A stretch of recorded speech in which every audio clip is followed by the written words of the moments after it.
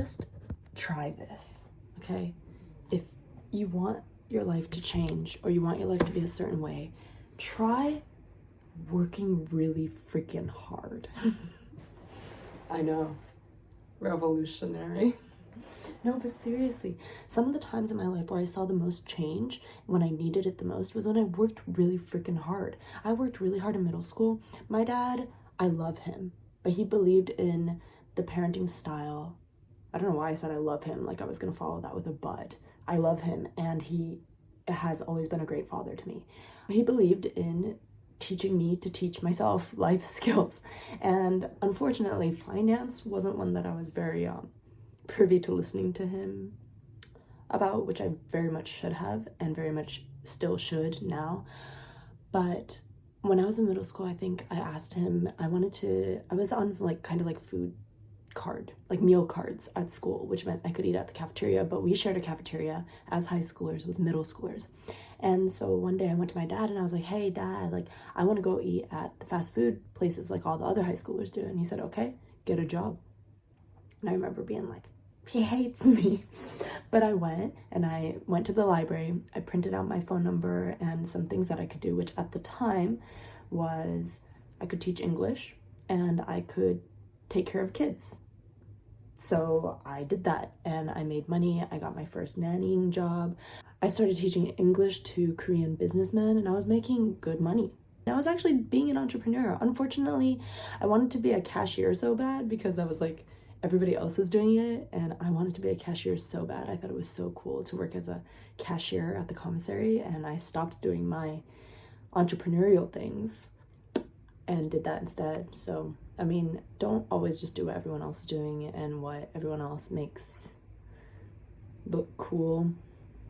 Think about it. Really logically think about what the best choice and decision is for you in your life. Anyway, that all being said, my dad was also the kind of guy that when I didn't know the definition of a word, he would tell me to go look it up. And that was always really annoying to me growing up, but now I really appreciate it because when I have a problem, I don't expect someone else to solve it for me. I go look for the solution, and then not only have I solved my problem, but I've gained knowledge and skill and grown as a person, become a more valuable person to society, and maybe I can help somebody else with what I've learned as well.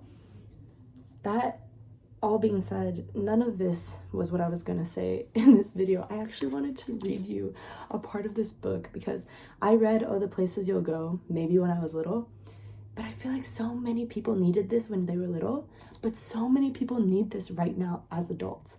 And because of copyright, and I respect authors and their work, I won't read the entire thing to you, but I will read some pages that were especially like oh, I feel like I had more to the stories that I was telling. I ended up growing up in Korea. Then after moving out of my dad's house, after moving out away from my mom and dad, I became an idol and I entered the Japanese entertainment industry where I learned a lot as well. And I worked really freaking hard. I worked so hard. I was working from 7 in the morning, working many part-time jobs, and then going to lessons at night, and then doing performances on the weekends. And I was working so hard every single day, and it all went by in a blur. And one day, I woke up and realized I had a really amazing contract. I was about to debut as a J-pop idol, going from an indie label to a not indie label. I was on national television. I was on Netflix. Everything was going really great. There's a story to why I didn't continue, and it's another lesson on not doing what other people tell you to do, but on doing what you truly want to do for you. Because years later, I don't regret it because I really like my life right now, and everything that I have and everything that my life is and who I am today came from all of those decisions. But I do regret listening to other people all of my life because now I only have myself to blame, but I really want to blame those other people that had opinions about me. But at the end of the day, I made the decision to listen, and I made the decision to jump from decision to decision in my life based on what other people thought of me. and based on what other people thought was best for me. So, funnily enough, the only people that always consistently supported me on what I wanted were my mom and dad. And those hard hours where I was working morning to night and I couldn't drive in Japan, my mom drove me everywhere. My mom sent my pictures to talent agencies. My mom helped me diet. My mom drove me and slept in the parking lot of Chili's while I worked a 3-hour shift because she supported my dreams.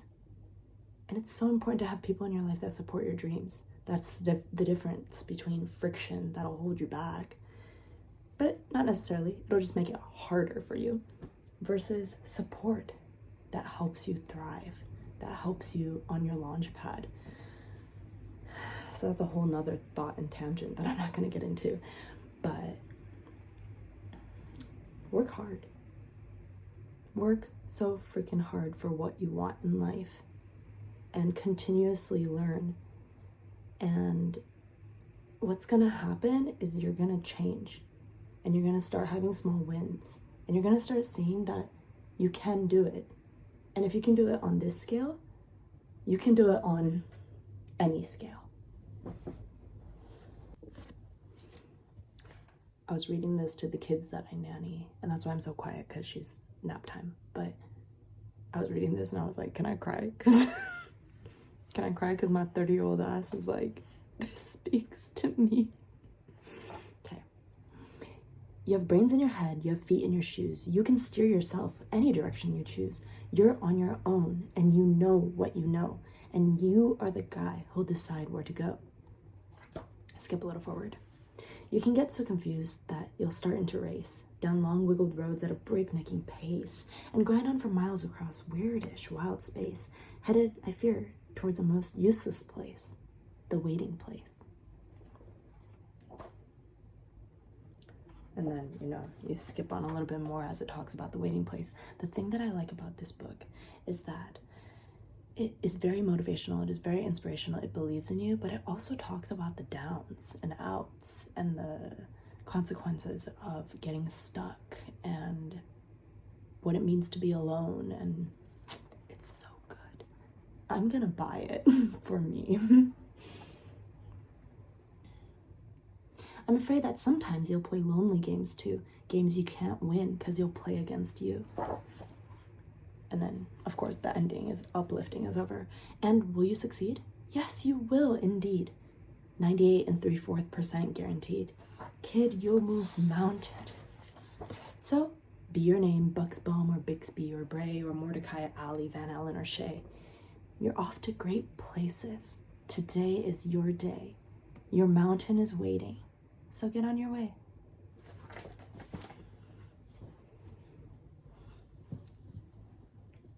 Talk to you later.